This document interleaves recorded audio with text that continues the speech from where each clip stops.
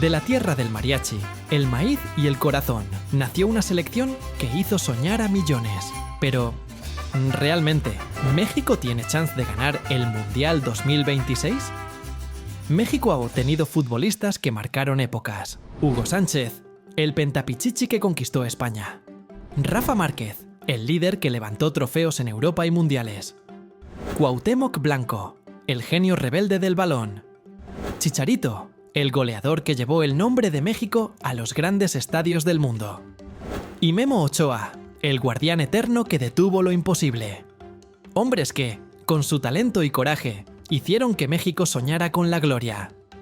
Sin embargo, a pesar de una gran época dorada, la selección mexicana nunca se ha destacado por ser de altísimo nivel, como si lo han sido Brasil, Argentina y otras selecciones. México se ha caracterizado por tener esos pequeños destellos de grandeza, pero sin haber concretado todavía algún título importante.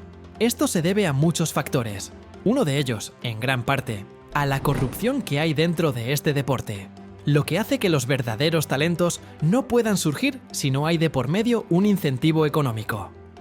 Esto, sumado a otros factores, ha llevado a que hoy en día estén viviendo quizá la etapa más sombría de la selección mexicana. Un periodo marcado por fracasos, humillaciones y eliminaciones inesperadas. Esta etapa sombría comenzó a mediados de 2018. México quedaba eliminado del Mundial en octavos de final. Otra vez, 3-0 contra Suecia. Y la clasificación llegó de milagro, gracias a un gol agónico de Corea. El tanto del Chucky hizo gritar, vibrar y sentir orgullo a los mexicanos. Pero, en el fondo, todos sabían que el sueño estaba muerto. Los esperaba Brasil en octavos, y el resultado era inevitable. 2-0, eliminados sin mucho esfuerzo. Así terminó la participación mexicana en Rusia 2018. Ya eran 7 Copas del Mundo, consecutivas cayendo en la misma ronda. Y lo más grave, ya nadie se sorprendía. Ni los aficionados, ni los propios jugadores. Se habían acostumbrado a perder en el mismo punto. Era casi un ritual. Ilusionarse, emocionar al país y después volver a chocar contra el muro de siempre. Como casi siempre, tras un mundial llegaba la incertidumbre. ¿Adiós a las vacas sagradas? ¿Seguiría Juan Carlos Osorio? Jugamos como nunca, perdimos como siempre.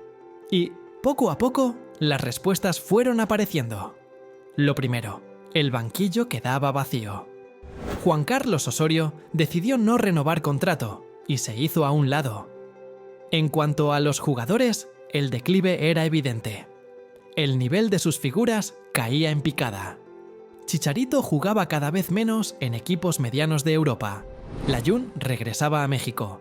Ochoa seguía siendo Ochoa. Rafa Márquez se retiraba del fútbol. Y Carlos Vela parecía ya no tener interés en volver a vestir la verde. Los cracks de la era de Miguel Herrera se apagaban, uno a uno. Pero entre tantas malas noticias, surgía una luz de esperanza. La Federación Mexicana de Fútbol tenía nuevo liderazgo. Decio de María se despedía y llegaba John de Luisa, joven y ambicioso. Su primera gran noticia era histórica. México sería sede del Mundial 2026 junto a Canadá y Estados Unidos. 8 años para prepararse en todos los sentidos. Infraestructura, estadios, hoteles, logística y sobre todo nivel futbolístico. Porque si algo era una obligación para un anfitrión, era estar como mínimo entre los 8 mejores. El reto estaba sobre la mesa. Finalmente, el 7 de enero de 2019, llegaba el nuevo capitán del barco, Gerardo Tata Martino. Un técnico con un recorrido impecable. Dirigió al Barcelona de Messi, Neymar e Iniesta. Llevó a Argentina a 2 finales de Copa América. Y con Paraguay, una selección sin grandes nombres, alcanzó los cuartos de final en Sudáfrica y la final de la Copa América. El perfil era ilusionante, y desde sus primeras declaraciones, Martino prometía un trabajo metódico, basado en la planificación y los resultados. Si todo se hacía bien, decía, el famoso quinto partido llegaría solo. Y así comenzaba la era Martino. El comienzo del declive, El 2020 llegó con la promesa de consolidar el proceso del Tata Martino. México tenía equipo, confianza y una idea clara. El objetivo era fortalecer el grupo rumbo a Qatar 2022, enfrentar selecciones de peso y afinar cada detalle para las eliminatorias. Pero el destino tenía otros planes. El mundo se detuvo. La pandemia del COVID-19 paralizó todo. El fútbol desapareció. Durante meses no hubo entrenamientos, ni partidos, ni afición. El proceso que debía afianzarse se congeló. Cuando el balón volvió a rodar, nada era igual. Los estadios estaban vacíos, los jugadores sin ritmo y el calendario comprimido. Aún así, México mostró señales positivas. Venció a Holanda 1-0, empató con Argelia y goleó a Corea del Sur y Japón en amistosos. Parecía que el camino se mantenía firme, aunque algo, muy en el fondo, empezaba a romperse. El Tata se volvió cada vez más hermético, menos flexible y más distante con los jugadores. Las relaciones dentro del grupo comenzaron a enfriarse y los primeros roces no tardaron en aparecer. El 2022 llegó con un aire de tensión insoportable. Faltaban pocos meses para el Mundial y México estaba lejos de convencer. A pesar de los resultados numéricos, el fútbol era cada vez más gris. Empates sin goles, triunfos sufridos y una sensación de que algo profundo se había perdido. El equipo clasificó al Mundial, sí, pero con más dudas que certezas. Era la clasificación más amarga en décadas. Cuando se confirmó el pase a Qatar, ni siquiera hubo festejo real. La gente ya no sentía orgullo, solo resignación. Martino, visiblemente desgastado, parecía un técnico sin conexión con su grupo. El vestuario estaba dividido. Algunos jugadores lo apoyaban, otros lo toleraban. Pero la unión, ese espíritu que siempre caracterizó a México, ya no existía. El fracaso y las secuelas. El Mundial de Qatar 2022 era para muchos la última oportunidad. Una ocasión para limpiar la imagen, para demostrar que México aún podía competir al más alto nivel. Pero desde el primer día, el ambiente era extraño. El Tata Martino evitaba a la prensa, no sonreía, no mostraba señales de entusiasmo. Parecía un hombre vencido antes de empezar. México compartía grupo con Argentina, Polonia y Arabia Saudita. Un reto exigente, sí, pero no imposible. El debut fue ante Polonia, y el equipo mostró cierta solidez defensiva. Memo Ochoa, como siempre, apareció en el momento clave. Atajó un penal a Lewandowski, salvando un empate que mantenía viva la esperanza.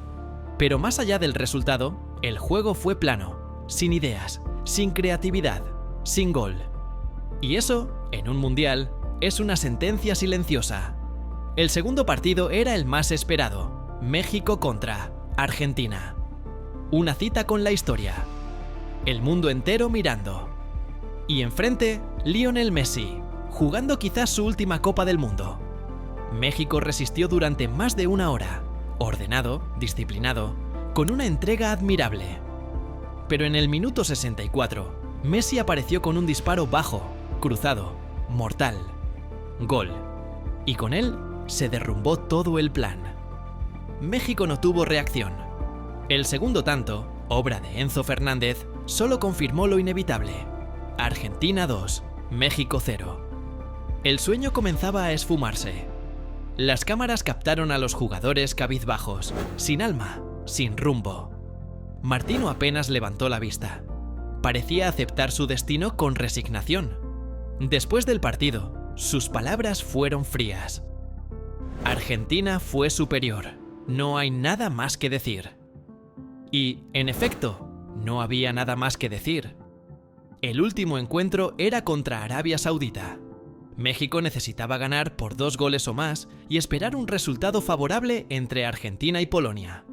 Era una combinación difícil, pero no imposible. Y por un momento, la esperanza resurgió. En el segundo tiempo, Henry Martín abrió el marcador. Después, Luis Chávez firmó un golazo de tiro libre, uno de los más bellos de todo el torneo. México estaba a un solo tanto de avanzar. El país entero vibraba. La afición gritaba, lloraba, creía. pero el gol nunca llegó. Y al final, en el minuto 95, Arabia descontó y apagó toda ilusión. México ganó 2-1, pero quedó eliminado. Por primera vez en 4 décadas, la selección mexicana no avanzaba a octavos de final. La eliminación en fase de grupos fue más que un golpe deportivo, fue una herida emocional. México había perdido su identidad. El gigante de la CONCACAF era ahora una sombra, sin rumbo, sin liderazgo, sin pasión. La prensa fue despiadada, los aficionados exigían una revolución y los jugadores, una vez más, quedaban atrapados en medio de la tormenta. Con la salida del Tata Martino, comenzó un nuevo ciclo, pero ya nada sería igual. El daño estaba hecho. La relación entre selección y afición estaba rota. Y lo peor, la confianza también. México iniciaba el camino hacia el Mundial 2026, que además jugaría en casa, con una generación dividida y un futuro incierto. La federación prometió cambios profundos, nuevos proyectos, nueva estructura, una limpieza total. Pero el problema iba más allá del banquillo. Era un sistema desgastado, una estructura que había perdido su esencia, más preocupada por lo comercial que por lo deportivo. Y mientras el resto del continente evolucionaba, México parecía quedarse en el pasado. Hoy ya estamos a solo un paso del 2026 y, como ha sido siempre, México da pequeños destellos de grandeza. Han surgido figuras como las del Mundial Sub-20, como Gilberto Mora, que quizá puedan darle aire fresco a la selección. Pero creo que, con el Mundial a la vuelta de la esquina, no será suficiente. Este es un equipo en reconstrucción y hay que darles tiempo. Con todo esto podemos llegar a 3 conclusiones. México avanza a 16avos de final, 75% de probabilidad, ya que este nuevo formato se lo facilita. Avanzarían si les toca un equipo de bajo nivel, pero como máximo llegarán a octavos de final. Para mí, esta es la opción más acertada y la que posiblemente pasará. México pierde en fase de grupos, 20% de probabilidad. Y la opción más improbable. México llega a cuartos de final, 5% de probabilidad. ¿Y para ustedes? ¿Creen que México tiene chance de ganar el Mundial 2026? Los leo en los comentarios.